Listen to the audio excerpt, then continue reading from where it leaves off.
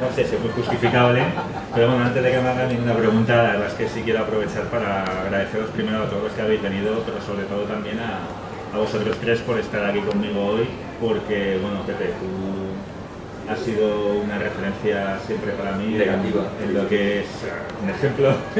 No, pero hay un detalle para mí importante en mi trayectoria escribiendo sobre cómics, si quieres decirlo así, que no sé si es consciente de él, que es cuando empezamos con el U.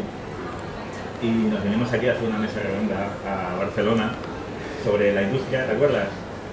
Que no conocíamos a nadie realmente, yo sobre todo no conocía a nadie, esto era para mí totalmente desconocido, una aventura, y tú apoyaste aquello, no sé si lo recuerdas, buscaste el local, hiciste eso, y eso para mí fue una especie de impulso, un ánimo muy importante, ¿no? Desde entonces te respeto quizá más de lo que debería, pero tengo un profundo cariño.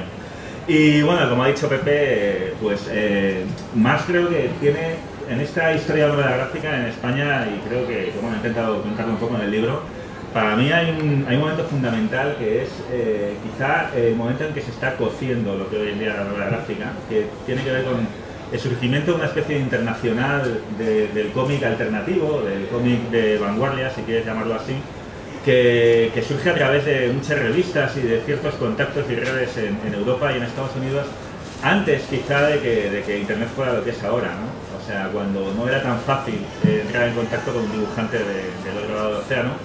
Y ahí Max tuvo una voluntad de traer a España las obras de mucha gente que no se estaba publicando y publicarlas al lado de dibujantes, algunos que ya tenían carrera, pero otros jóvenes que empezaban, ¿no? Sin mirar, digamos, su historia, sin mirar simplemente el tipo de cómic que hacían, que fue, pues lo que digo, la antesala, creo, de la novela gráfica, la antesala de una forma de entender el cómic que hoy en día es la fundamental. En ese sentido, sobre todo creo que ha sido una de las figuras cruciales en lo que estamos viviendo ahora, ¿no? Y Paco, bueno, pues como ha dicho Pepe, creo que Arrugas no se puede exagerar la importancia que ha tenido para más que el desarrollo, diría, para el triunfo, la implantación de la novela gráfica. Porque nos olvidamos a veces que hace apenas 3 años las cosas no estaban tan claras como parece que están ahora. Se hacían novelas gráficas, pero bueno, era un poco como un tanteo, ¿no? Y yo creo que el éxito arrollador que tuvo Arrugas, que probablemente sorprendió incluso a ti y a todo el mundo, cambió el juego.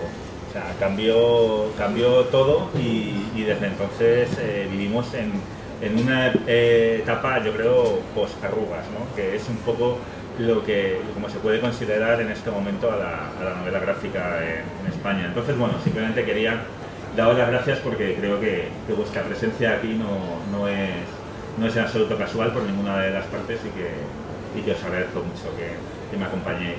Bueno, aparte de que, por supuesto, Max es el autor de la portada, que es lo que va a hacer que se vendan la mitad de los libros o más, seguramente. O sea, que acaban de 40. Bueno, a ver, yo creo que te toca hablar de tu libro. Es decir, y la pregunta más, es decir, es la génesis, la primera pregunta y la más inevitable y necesaria. ¿Por qué y cómo has vivido la creación del libro? Bueno, la creación del libro la verdad es que ha sido bastante... para ser un libro de estudio, de investigación, un libro incluso académico, ha sido una creación bastante intensa desde el punto de vista emocional, porque ha coincidido con una serie de cuestiones personales bastante cruciales, ¿no? Una de ellas es que este libro surge en su primera forma como un trabajo de doctorado en Historia del Arte en la Universidad Autónoma de Madrid.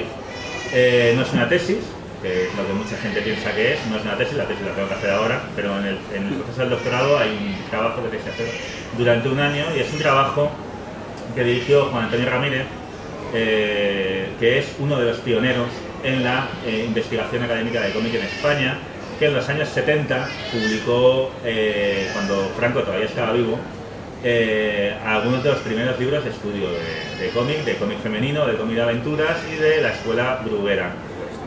Sí, de la escuela de cómic de humor de la escuela Bruguera. En aquel momento era un suicidio académico y sin embargo Juan Antonio consiguió hacer una de las carreras más brillantes de la historia del arte como profesor y como catedrático en nuestro país.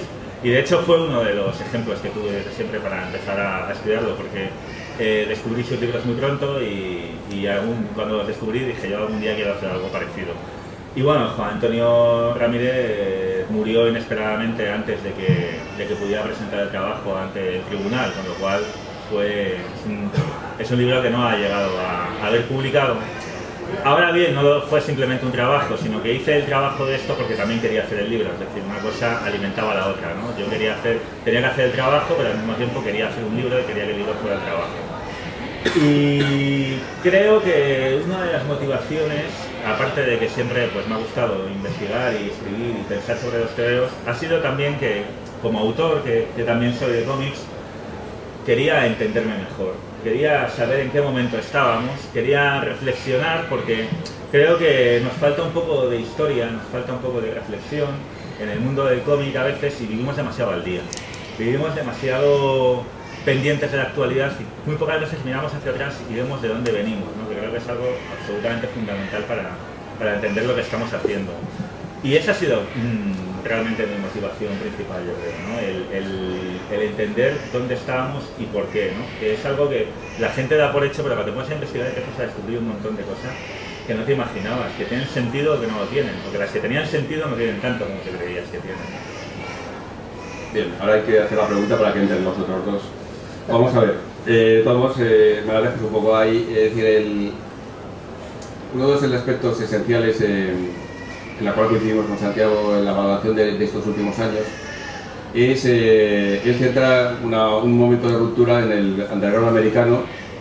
Yo creo que también está en el francés, pero ahí discrepamos un poco hasta qué punto la industria hace las relaciones, pero ese punto de ruptura tiene para mí un elemento común, que es la reclamación de la autoría. Es decir, el dibujante, creador de historieta en todo el mundo, tanto en Estados Unidos como, salvo casos excepcionales, que podrían ser aquellas novelas mudas que se plantean en algún momento determinado, pero salvo casos en los que trabajaba en la industria, siempre hasta los años, hasta el momento del underground y sobre todo y hasta el cambio que produce en Francia en los años 68, a partir de los años 60, es el dibujante, sobre todo el dibujante y el guionista, ya no te digo, había renunciado a la autoría, a la responsabilidad sobre su obra, al control sobre su obra, ya que su obra fuera expresión de lo que él quería que fuese. Y esto es, yo creo, el gran cambio que se produce, que Santiago plantea, que se va produciendo, y es ese momento de cambio que anuncian la ruptura que implica el underground americano y que se extiende y por conexión o por momentos, digamos, de reflexión autónoma también. Yo creo que hay los dos elementos de los autores y la maduración social y todo eso se va extendiendo, ¿no?